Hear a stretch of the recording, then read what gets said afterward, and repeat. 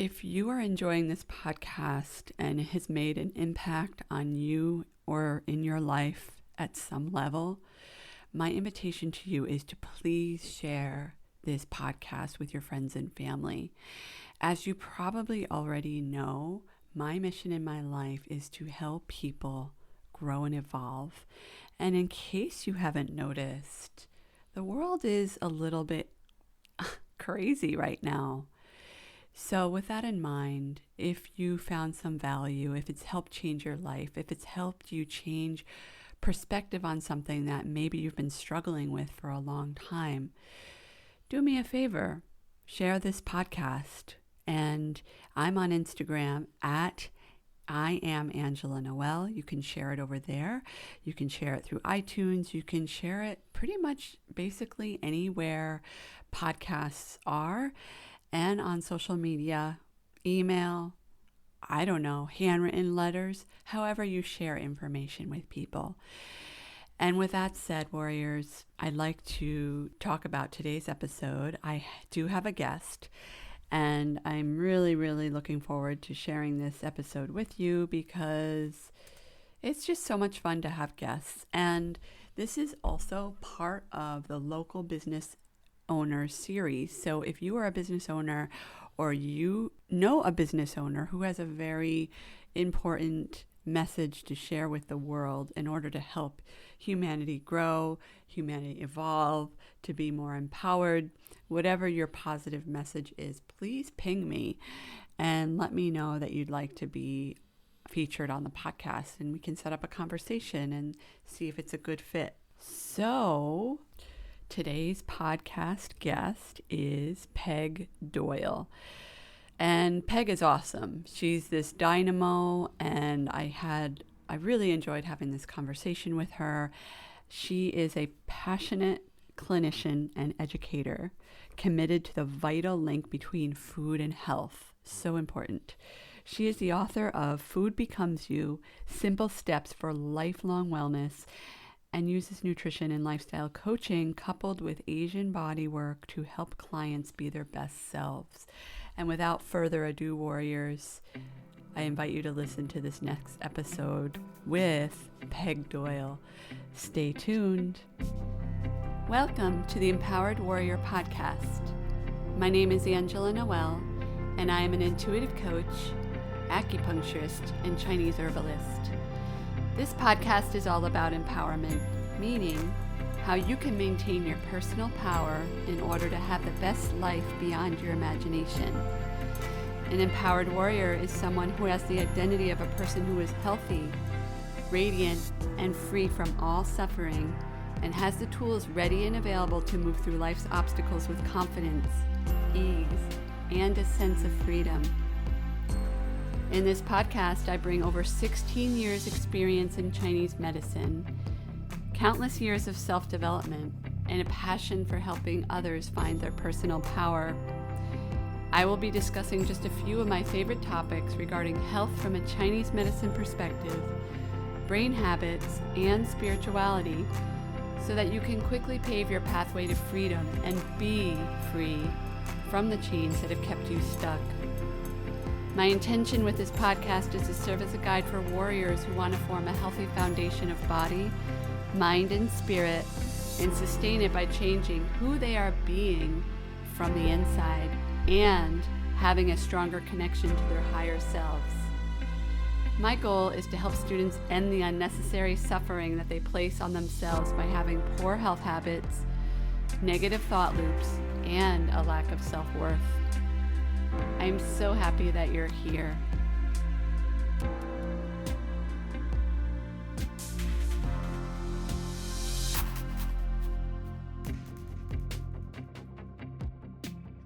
Hello, Empowered Warriors. Welcome to another exciting episode. I am so excited to welcome another guest, Peg Doyle.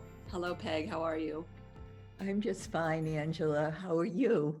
I'm really well, thank you. I'm so glad that you're here, and I love your vibrant energy. I think we may have talked about that before, but I'm going to say it for the record. So Well, thank you. And back at you.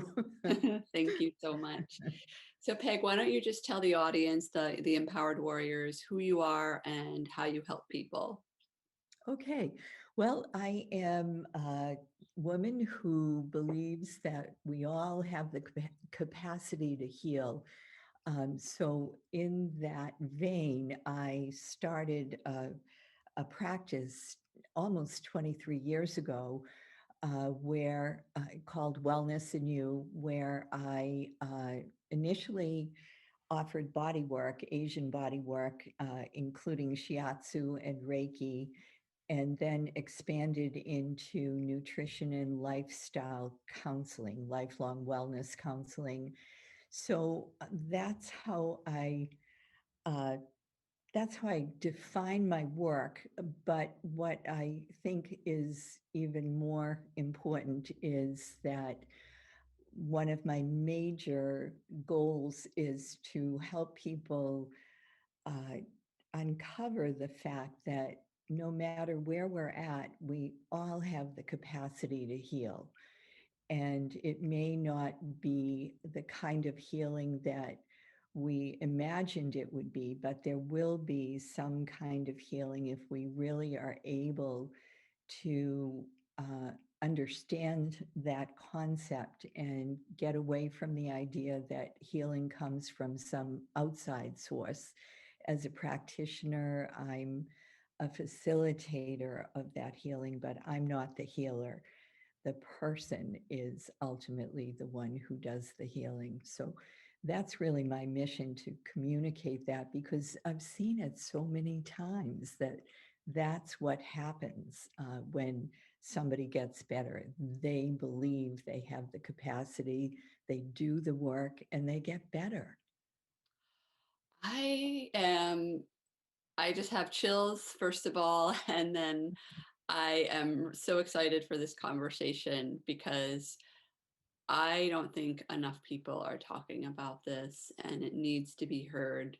So I would love it, Peg, if you could just dive in a little more and let the audience know how specifically you work with people and teach or inspire people to really embody these concepts that they can heal themselves. Mhm. Sure. So I guess I would start with shiatsu. And shiatsu is based on the same principles as acupuncture. So I'm sure you shared this experience too from your work, Angela. But at the beginning of a shiatsu treatment, or even before I start the treatment, I sit with the person, talk with them about their current health status. While I'm doing that, I'm observing them, the sound of their voice, the quality of their skin, the way they're breathing, those sorts of things, to get a preliminary assessment of how they are. Then, before I start the treatment, I palpate a central area of the body that corresponds with each of the major meridians or energy pathways in the body, looking for which meridians are in good balance and which are holding too much energy and which are holding too little energy. So I do the treatment and check in with those special points on the body as I'm doing the treatment. And it always adjusts, it always moves into a better balance. It's not that I'm even doing that much. It's that the body is listening to the gentle pressure that's being applied along the pathways, and it says, "Wow, that feels pretty good." And it feels pretty safe too. So I think I'm going to go back to a more even distribution of my energy. And it's just, I've been doing this, as I said, for 23 years, but I am still so fascinated by how easily the body can shift into a more balanced place from that short a treatment. And not to say it stays that way, because there's life that happens, Yeah. but it shows the capacity. And I share this with my clients so they can begin to tune into what they're experiencing during and after the treatment. Because we can go forward with life. You know, you can walk out of a treatment room and go home to a house full of kids or a demanding job or something and not even notice the subtle changes that are occurring unless you start tuning into them. So that's what I like people to do. And then they start to appreciate their body and how it really does want to be in balance. That's the shiatsu part of it. And then with the food, uh, it's just amazing how quickly we can heal when we eat foods that are nourishing. And I started that work really because of my own experience of going through, well, for a long time, I thought I was allergic to all fresh fruits because I would get hives in my mouth if I ate them. So, in place of fresh fruits, I ate a lot of sugar based foods, candy, cookies, those sorts of things. And really, at a young age, before age 50, I had very elevated triglycerides and cholesterol. And one day somebody offered me an apple, and I said, I'm sorry, I can't eat apples. She asked why, and I said, I told her, and she said, well, this is organic. And honestly, back then, I didn't even know what organic meant. So she explained it to me, no pesticides, no additives, and all of that. And I took a bite of the apple and I had no problem. And so I ate the whole apple. Then I tried a peach, a pear.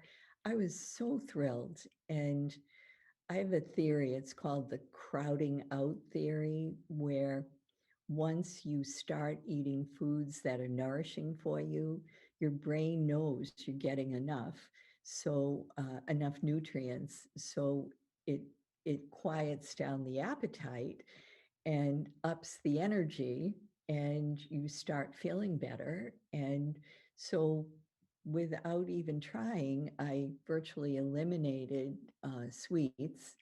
And I qualify that. I love an ice cream cone once in a while, and I'll have it, a brownie, something like that. But it was the daily uh, um, consuming of sweets that left me. And within 6 months, my triglycerides dropped 200 points, and my cholesterol normalized. So it was such a wake up call to how quickly the body can heal when it's given the right food.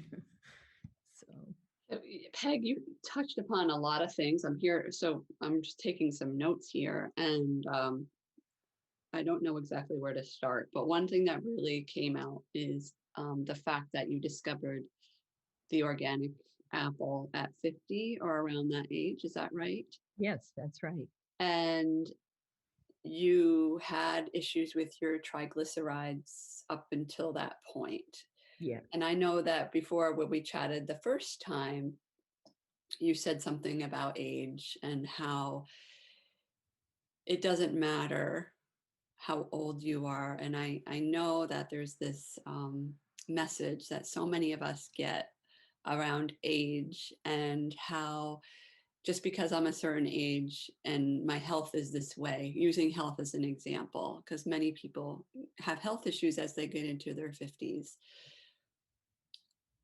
But the fact that you were able to reverse all that simply by just taking these measures, like changing your diet. And so I'm just curious, do you work with a population of people that tend to be, the 50 and over who feel like their health is like, they come to you and their health is like, oh,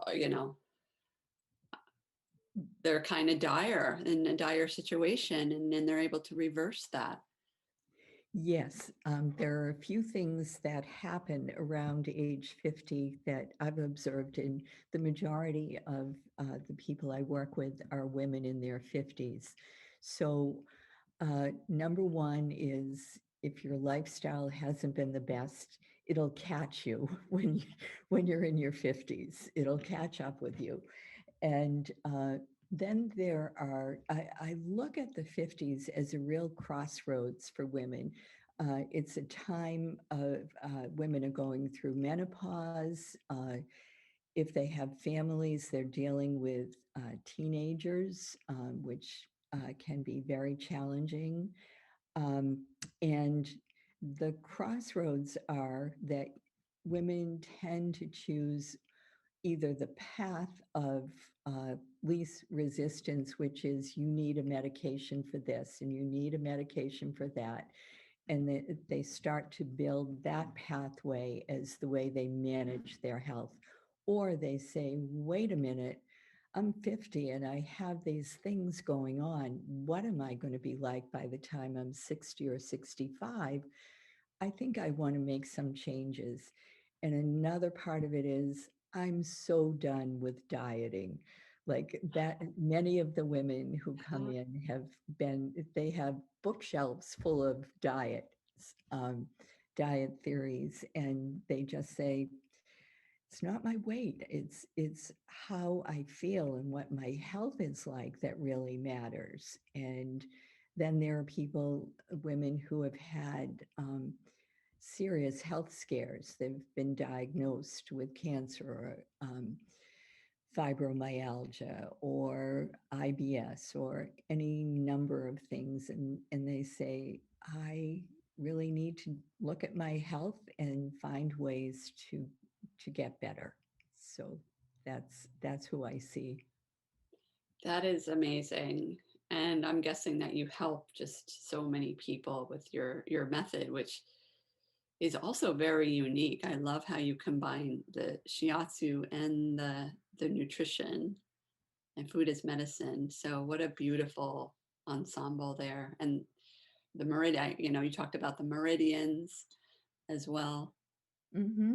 Well, it's funny when I started getting very busy with nutrition, I thought for a while about cutting back on the body work, and I realized that we all need different things at different times. So many of the women I see will fluctuate back and forth. Right now, I need to focus on my food, and no, I need some body work, or they do them simultaneously. And for that reason, I thought I really don't want to give this up, and I'm still fascinated by the body's response to body work. And I thought, this is going to be good for me to do body work. I'm up in my 70s and I don't want to be sitting down all day. I need to move. Yeah. So it's really good for many, many reasons to stay with both modalities. And I talk about the meridians quite often on the podcast. So the audience, I think some of them, if not many of them, know at least some of the channels.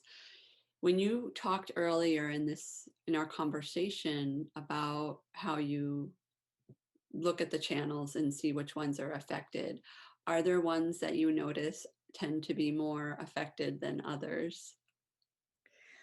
Um, well, at times I notice, so here we are in spring, and as you know, as an acupuncturist, there are meridians that are more sensitive and reactive in specific seasons. So liver and gallbladder are the two in springtime. So I do tend to see more of that at this time of year.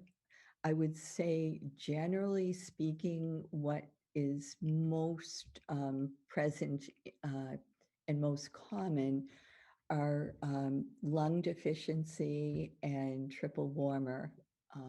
They tend to show up the most for me. How about for you in acupuncture? I would say liver, Hmm. spleen, and kidney. So liver, Okay. yeah, liver and gallbladder, they're yin yang pairs, Hmm. for those listening. And then bladder and kidney are yin yang pairs. And then what was the other one? I said spleen and stomach. So it's just a lot of gut. So a Yeah. lot of gut issues, a lot of liver, a lot of blockage, and Yeah. actually my last episode was spring in the liver channel. So um, definitely a lot of liver stuff shows up in general. I think just because it's a lifestyle, I feel like it's our lifestyle channel, but also it's the channel associated with stress and Trust. stagnation. So Yeah. it's the one that it takes a lot of hits for sure. Yes. Yes. And yes, I would also add spleen. That shows up a lot too. Yeah. Yeah. And the triple warmer, I don't talk about that as much, but that is the channel that's associated with the whole, basically the the top, the middle, and the bottom of the body. So it's the whole, basically the whole body in need of balance. There I go. Well, Peg, it sounds so wonderful how you help people, and I'm just curious to know a little bit more about your journey, if you're comfortable sharing, what specifically got you into this work. Well, I had thought all my life that I had an interest in medicine. And for various reasons, I found myself in making a career change. Initially, I was a child and parent educator and loved the parent part of it and loved the kids, but it didn't feel authentic to me to be a teacher. And so it was just sort of because of the era I grew up in, the choices were sort of be a teacher, be a nurse, or be a secretary or flight attendant. I don't know. There weren't many Yes, other choices. yes. And, but I thought I was really, I felt drawn to medicine until my last job in a corporate setting was at Harvard Medical School. I had transitioned to become a an IT person, so I was managing a network, the voice and data network at Harvard Medical School, and it was there that I became really clear about what medicine was or is, and that's medications and surgeries. And I thought, wait a minute, that's really not what I had in mind. And during that time, I decided to enroll in shiatsu school, not even thinking I was going to make a career change. I was just curious about traditional Chinese medicine. And once I got there, I had that moment where I finally felt at home. I felt that these are my people. Mhm. And so I finished the program. I think it was 700 hours, and I did it at night and weekends and just loved it the more I did it. And uh, ended up resigning from my job. Some people there thought I was completely insane, and others felt like, wow, I wish I had the nerve to bow out of this kind of career. But I just felt called to it. And I was very afraid in terms of how I would really make a living, but I felt so sure that that was where I belonged. I decided to take a chance. What I would say to anybody today who's looking to make a career change is to get some business expertise. Don't just get your professional expertise. Know how to run a business.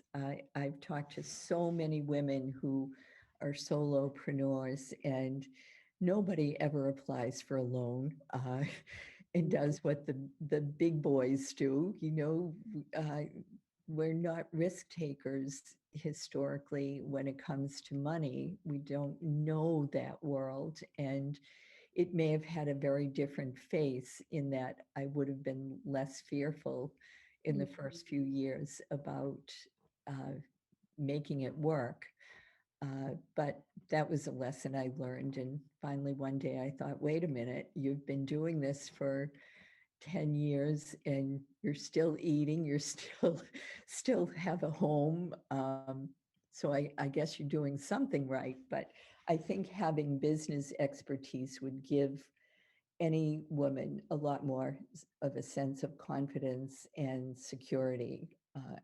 I don't know what your feelings are about that, Angela. I'm looking at That's okay. you. Yeah, I'm so glad, Peg, that you brought this up because, like, 2 points. First of all, you mentioned what I kept hearing. The word I kept hearing in the beginning was that you were aligned, or that you were, you left your job and you're doing something even though you weren't really sure how it was going to work out. And I talk about that a lot in the podcast, just the importance of being in alignment, because if you're not in alignment, you're always going to be searching, or it will be a manifestation of not feeling aligned. So unhappiness, depression, physical symptoms, etc., etc. So I love that you brought that up, and I love the fact that you brought up the business part for women, because that is so true. I'd like to think that that's changing for the younger generations, but for women who are older and they want to start a business and are afraid, there's so many messages from our upbringing and stories that, women aren't supposed to do this and that. And I think that still exists, even though I'd like to say it doesn't. So that is really, really good advice. I remember in acupuncture school, during my interview, the principal of the school was like, this is a great program. You're going to be really well prepared when you get out. You're going to know you're going to be a good clinician. But if you're hoping to go out and just get a job, no, you need to have the mind of an entrepreneur. So they kind of taught a little. I think we had one business course, but if you don't have any business experience, one business course is not enough. So I remember there were colleagues of mine that were like sort of learning, like they really thought ahead and they were learning about that stuff on the side while going to school, which is so impressive now. So Yes. that's really great advice. Mhm. So I'm curious, as far as the topics that I bring to the podcast, it's about being an empowered warrior. It's about standing in your personal power, and warrior meaning, I feel like it has sometimes a connotation of being a fighter, and it's more about being a warrior in society, to be in again, the topic of alignment, and being in alignment with yourself so that you can do anything that you want to do in your life. Has there ever been anything in your life that's happened to you that confirms that anything is possible? Uh, wow, that's a great question. Um, One thing that uh, that comes to mind is, again, because of the era I grew up in, we didn't really, as girls, we didn't have access to sports. So I played my share of sports out on the street with my friends and was pretty physically active, but I never was part of a team until my daughter's soccer coach offered to be a coach for the moms if we wanted to start a team. And so I did that. And I was in my 40s at the time. And it was the most exhilarating and thrilling feeling I had experienced in such a long time. And I learned so much from that helped me in my work as an IT manager, because I was the only woman on a team of IT people at Harvard. Actually, when I went to work there, until I went to work there, I always introduced myself as Peggy Doyle, but I thought, I'm going to be working with all men. It's Harvard Medical School. I better be Peg, because somehow Peggy Doyle sounded too cute or something. I don't know. Um, but the soccer, it just helped me because I understood more about that concept of knocking somebody over, um, intentionally or not, and just being okay with it, whether you were the person who got knocked over or you knocked somebody over. It was part of the game. And so it was really a metaphor for life for me, uh, that it's not uh, intentional to harm anybody. It's part of a game. And so up until then, some of the things that would happen, like at work, with men slapping each other on the back and going out for a couple of beers and not inviting the only woman on the team, I would have taken very personally. But then I understood it. It's just guys being guys. And so that was a big help to me, to see not only that aspect, but also to feel like I was a contributor to a uh, larger goal, whether it was on the soccer field or getting that network built for communications at the med school. So that was a big help to me, to and to learn my strength, that I could get down that soccer field and kick that ball. Wow, you're one powerful lady, Peg. I love that. And do you Yeah. still play soccer? I don't, and I stopped when after I was doing shiatsu for a little while, because I thought I really cannot hurt myself. So I totally get that. yeah, Yeah. Yeah. When you use your hands for a living, I remember there was something. Oh, I was playing like floor hockey one time, and I was like, yeah, it was so fun. But at the same time, I'm like, if I break my wrist. yeah, yeah. um, so any gifts that you have that make you unique, either gifts that bring you, that you bring to the table in your work or in your everyday life? Well, the thing I've heard from many people in many places is that I have a calmness to me that helps to calm them. And one of my clients recently said to my husband, when I go to see Peg, I feel like my blood pressure drops 20 points. So I used to look at my personality as a handicap, in that I'm not dynamic in the way many people are. I don't have a big presence the way many people do.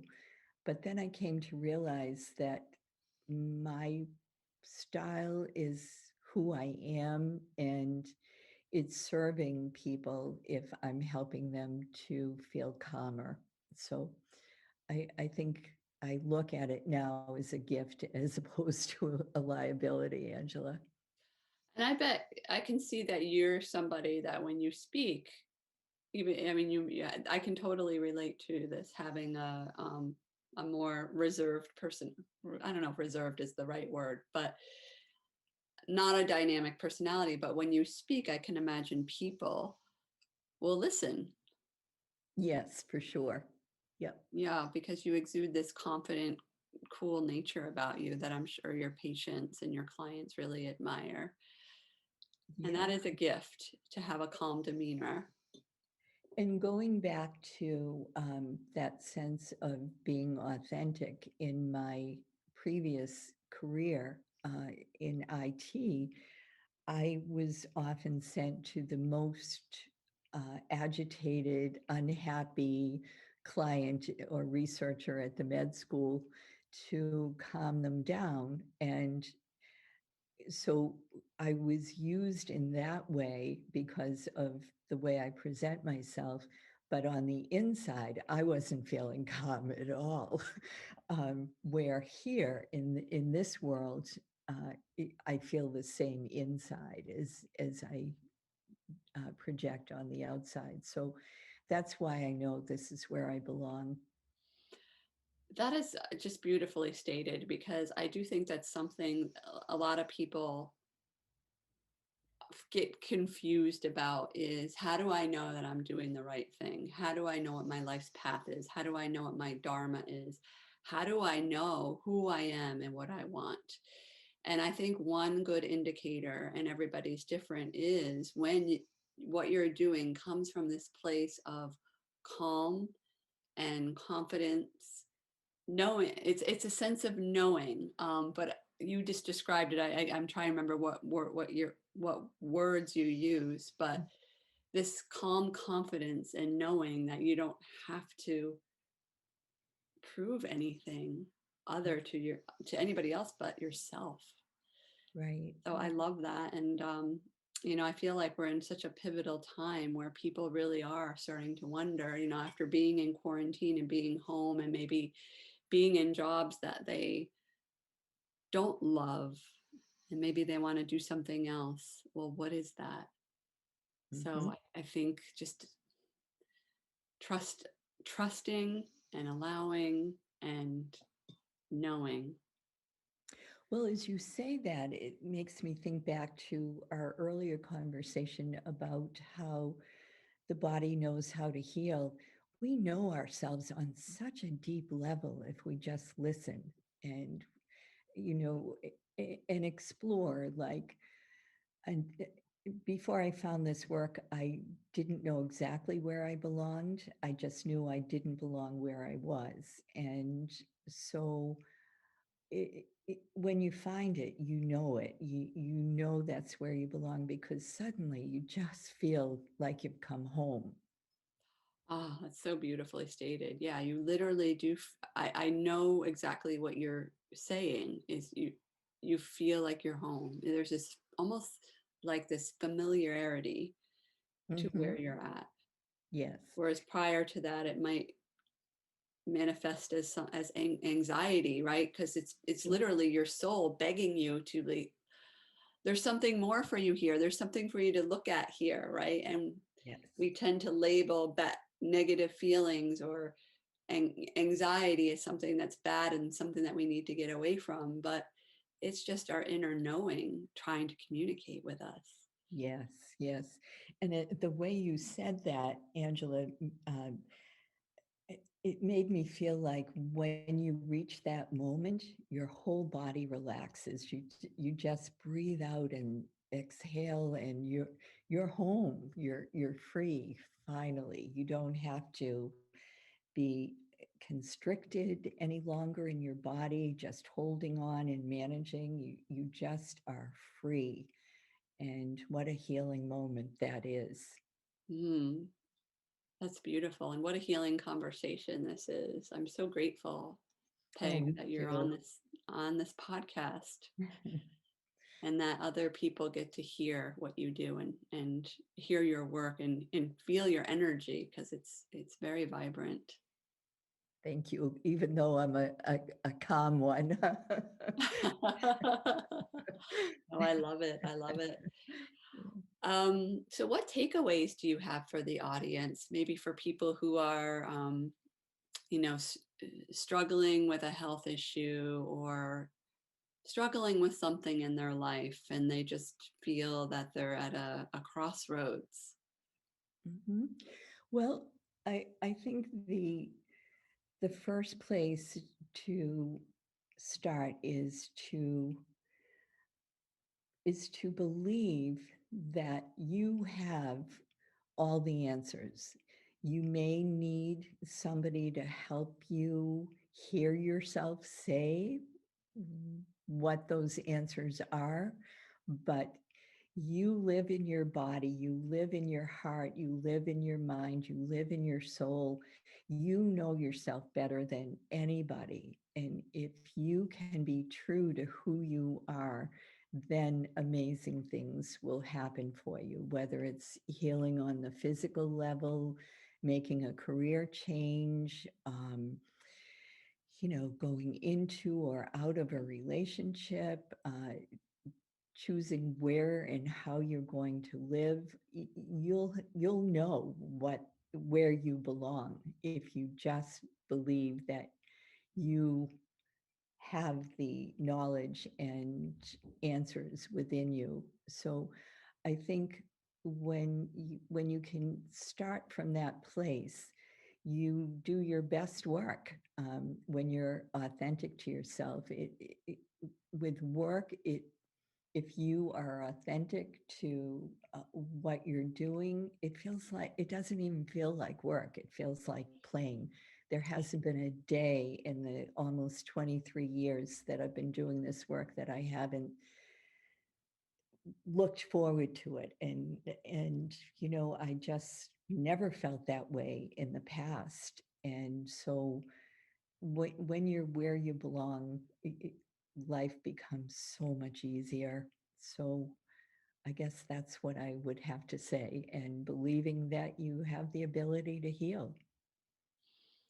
I love that. It's wonderful. And I'm just curious, what came to mind when I was listening is this is so wonderful and so true. But if there's somebody out there that's listening and they're like, I get that, like I've heard that before, like be true to yourself, be authentic.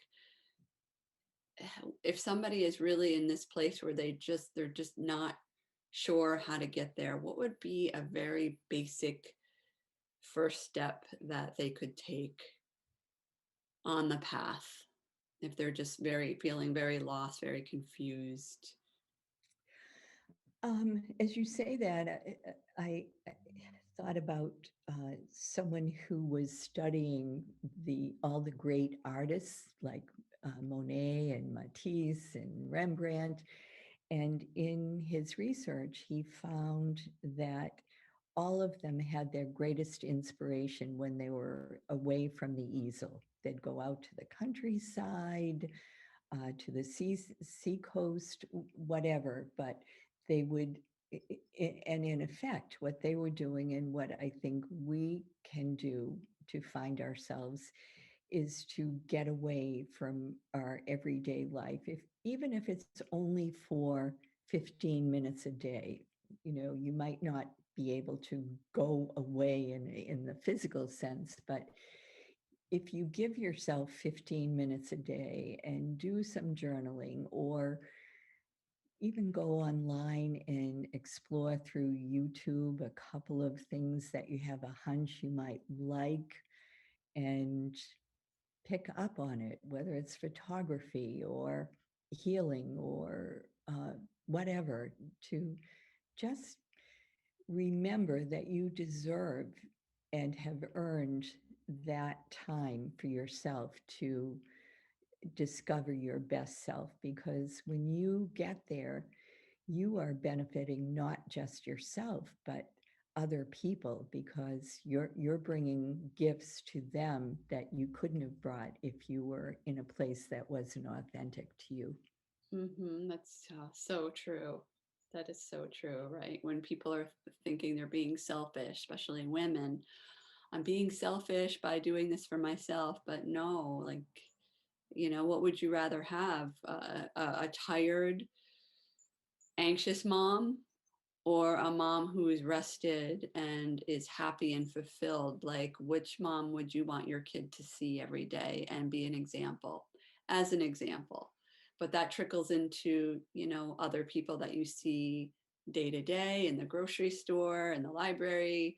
It's energy. I talk about energy a lot, and people, whether they consciously understand it or subconscious, like, it at some level, like, Yes. when you like somebody, even if you don't really know them very well, right? Yes, sure. That's how I feel about you, Angela. Like when we had that initial conversation a couple of months ago, it's like, I'm at home here. Yeah, She's really cool. I feel the same way. I feel the same way. And I have to say that in the beginning, I was really putting it out there that I wanted to have guests, and now I don't really have it very public. It's just word of mouth, and I've been getting like just the nicest, most aligned people as guests lately. Great. Especially since I just backed off from it, and I'm like, all right, universe, whoever you want to bring, just bring. Great. So yeah. Good.